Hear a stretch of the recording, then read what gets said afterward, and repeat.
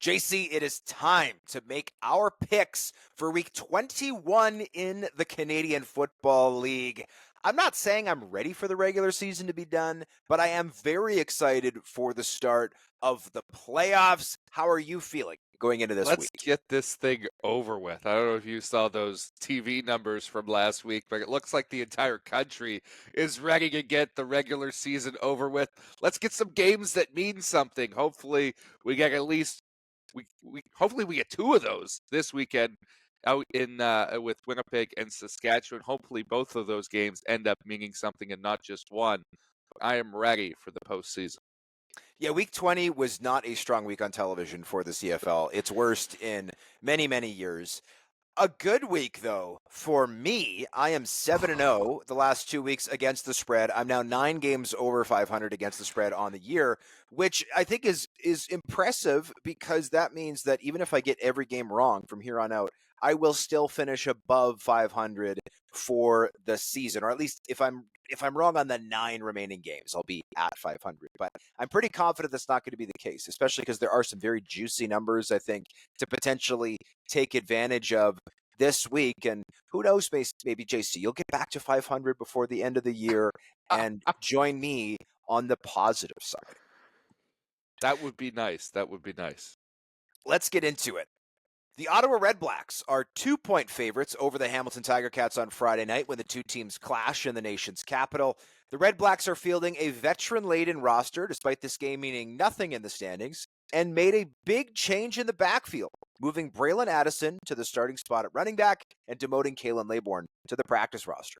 Hamilton has also kept their veterans in the lineup in what will be their final game of the season after missing the playoffs, with rookie Isaiah Wooden taking over the return duties. Can the Redblacks win and cover the short spread, or will Hamilton prove they're the better team despite finishing last in the East Division? Look, the Redblacks need to have some type of response here. They need to prove to themselves that last week's fourth quarter wasn't a fluke and that they can get back to their winning ways into the playoffs. I'm not sure starting a receiver at running back is the way to do that, but getting Bryce Carter back at defensive end, I think that will be a big boost for them, and this is going to be a more competitive team. I still like Hamilton more, but I think Ottawa has more at stake here. I think they really do need to make that statement, and they showed against Toronto at the end that there is still a little bit of fight left in this team. I think it's going to be a razor thin margin, but I've got the Redblacks winning this one, but I won't take them to cover. I think it could be a 1-point game. It is that close. The margin, I got to hedge my bets here. Yeah, it's hard to put money on the Redblacks after this. I mean, they're amid a 5-game losing skid. JC, this has not been an impressive team the second half of the season. I'm a little bit bullish on their change along the offensive line. Jacob Ruby taking over that left tackle spot again from Drake Centers, who really struggled there last week. Centers has been moved down to the practice roster. Um, I can see this game going either way. I think Bo Levi Mitchell, full credit to him going over 5,000 yards on the season. That being said, I mean, his two big 5-touchdown games came against Edmonton and Calgary, respectively. Outside of that, he's got 21 touchdowns, 17 picks on the year. That's not like a crazy ratio that screams MOP necessarily. I think I have to take the Ottawa Redblacks here. I don't like taking the Ottawa Redblacks here, but their late push last week, I think, did give me some genuine hope that this team might be able to find their form from early on in the season, especially when they were dominant at home. And Devontae Dedmon getting back into the game as a returner, I think, can potentially help them provide a spark. So this isn't a game that I would personally put money on, but if I had to pick it, I would take the Redblacks by a hair. If this game goes up to a field goal, I would take the Tabbies against the spread. At -2, I'll still roll with the Redblacks. The Edmonton Elks are 1.5-point favorites over the Toronto Argonauts on Friday night at Commonwealth Stadium, where the home side will wrap up their season. Chad Kelly has been listed as Toronto's third-string quarterback, with Cameron Dukes getting the start, while 8 other Argonaut starters will either not play or fill depth roles. The Elks, meanwhile, will have Trey Ford under center in what could be his last game as a member of the team, depending, of course, on how free agency shapes up. Can the Elks cover the spread against a depleted Argos team, or will the Boatmen spoil the party? The Argos are the best team in the CFL right now in terms of the way they've played the last number of weeks. And I'm still, regardless of what happens in this game, going to bet on them to come out of the East Division and make a run at the Grey Cup. But I think they're missing too many pieces in this game against an Elks team that still has shown that they're willing to play for pride. Specifically for me, it's the offensive line. Like Ryan Hunter is that team's best offensive lineman. He's going to be dressed like in a depth role. I don't think he's going to be out there. And you've got John Bassett, the rookie out of the University of Calgary, starting at left tackle. That's going to be a tough matchup for him. He's not a guy who's got the fleetest feet. He gets a lot done with length. Hopefully he's improved over a full season of practice with the CFL team, but I just don't buy that he's going to be effective protecting Cameron Dukes' blind side in this game against what can be a fairly effective Edmonton pass rush. I think that's going to hamper them offensively, and Edmonton can sneak out a victory here in their final game of the regular season.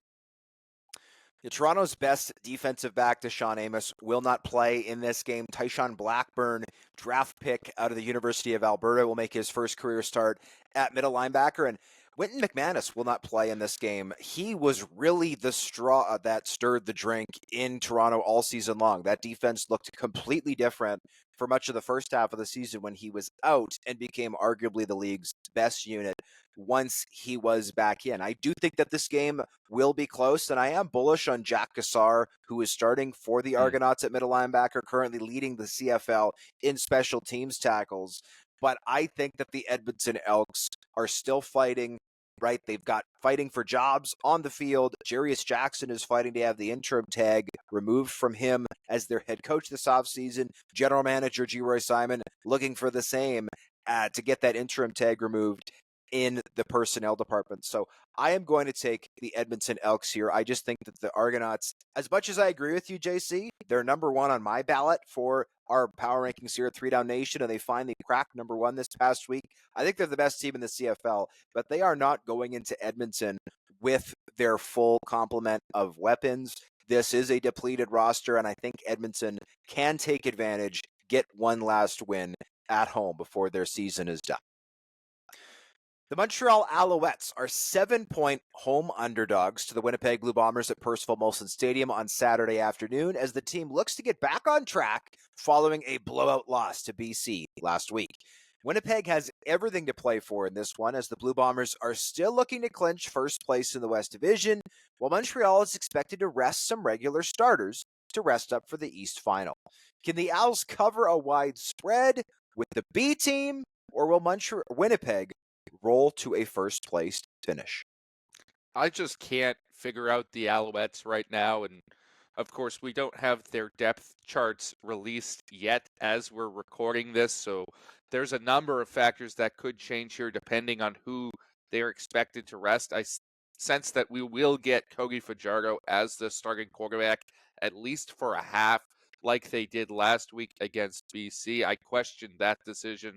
I question some of their other decisions here because this team is going to need a spark. And for me, I would have more of my starters out here knowing I have a bye week to rest people to try and get something going heading into the playoffs and get back to the level that they were playing at early in the season.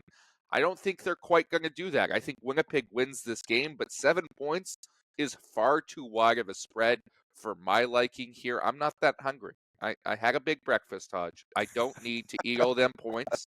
Okay, so I'm going to be a little conservative and take Montreal to cover the spread. They're playing at home. That's a tough trip for any team to make out there to Montreal.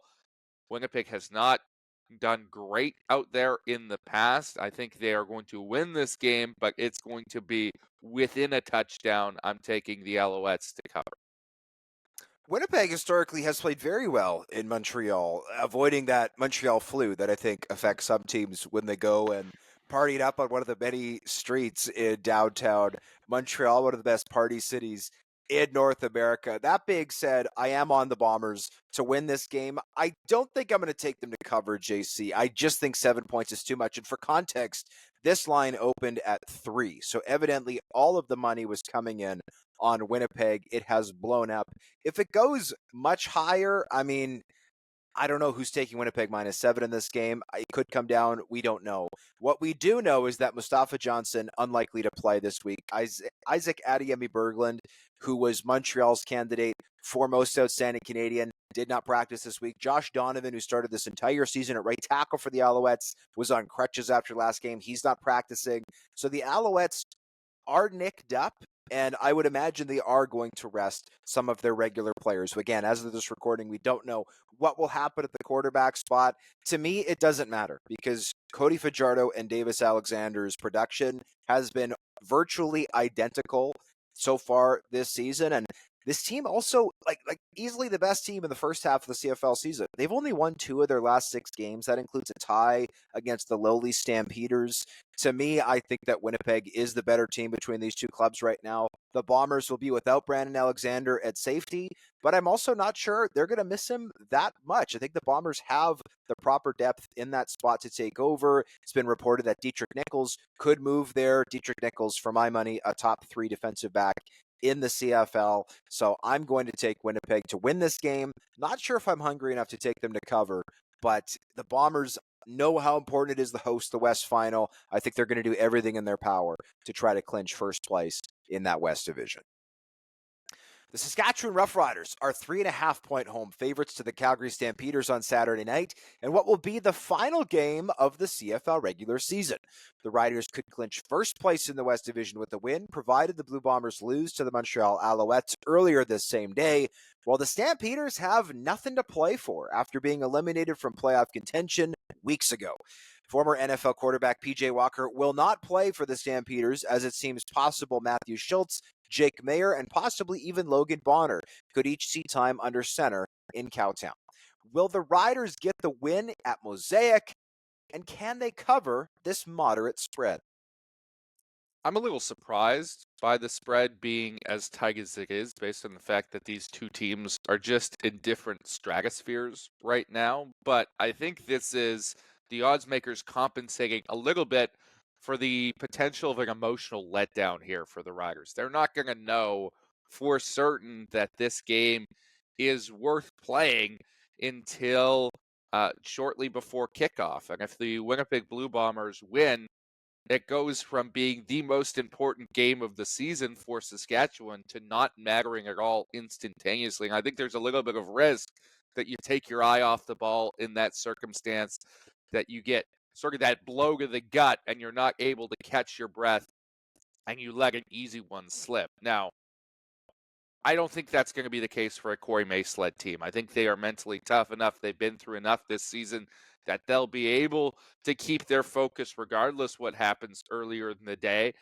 And I think the Calgary Stampeders are just that bad, right? This is a team that has nothing going for them right now, with the exception of maybe Reggie Beggleton, who has had a really good season at receiver. And boy, oh boy, it looks like he's trying out there when maybe nobody else is. So I still am going to take the Saskatchewan Roughriders to cover this spread. I think they've played fantastic football lately. They've got a great defense.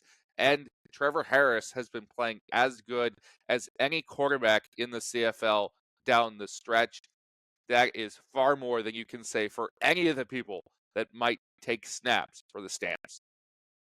Yeah, if Winnipeg loses to Montreal, I would happily take Saskatchewan -15 in this game. I don't think it's going to be remotely close if the Riders have something to play for. I agree with you, JC, that the circumstance changes a little bit if, in fact, the Winnipeg Blue Bombers beat the Montreal Alouettes earlier that day, locking Saskatchewan into second place in the process. The issue, though, is that there's only going to be 1 hour between the end of the Winnipeg-Montreal game and the start of the Saskatchewan game here.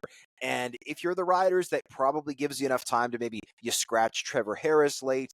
but by and large, your roster will be set, your game plan will be set, and you're going to be playing, if not all, you're going to be playing the vast majority of your starters. So I like the Saskatchewan Roughriders to win this game. I don't think that 3.5 points is too much to be afraid of. Let's not forget the last time these two clubs met, Jake Maier played very well against the Tough Riders defense.